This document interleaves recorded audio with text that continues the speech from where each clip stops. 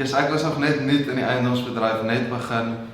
En ek het toe 'n koper na huis toe waar daar huurders in die huis was. En ewe skielik begin die koper aan die deure te ruk en te skop om seker te maak dat dit veilig is.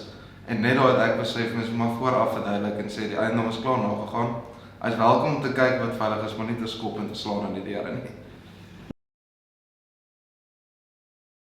Vir my is ligging definitief die belangrikste.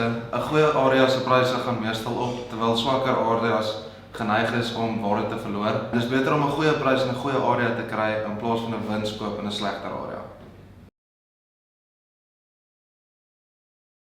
Moenie die proses jaag nie. Kies 'n agent waarmee jy gemaklik voel.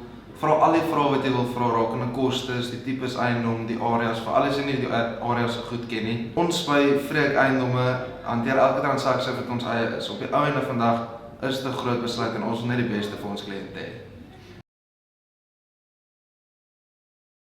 Dit is definitief 'n passie, maar op die einde van die dag is dit ook 'n werk om geld te verdien. Dit help nie jy het 'n passie vir die werk, maar sit nie die nodige werk in om actually suksesvol te wees nie.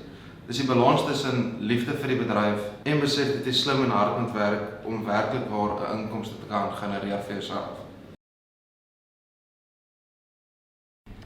Ek sal sê definitief my eerste eiendom wat ek verkoop het. Daardie gevoel nadat jy met die koper en verkoper geonderhandel het om by 'n prys saam uit te kom, is onbeskryflik. Uiteindelik is die kontrakte geteken. Dis 'n oomblik van trots en bewys dat harde werk werklik die moeite werd is.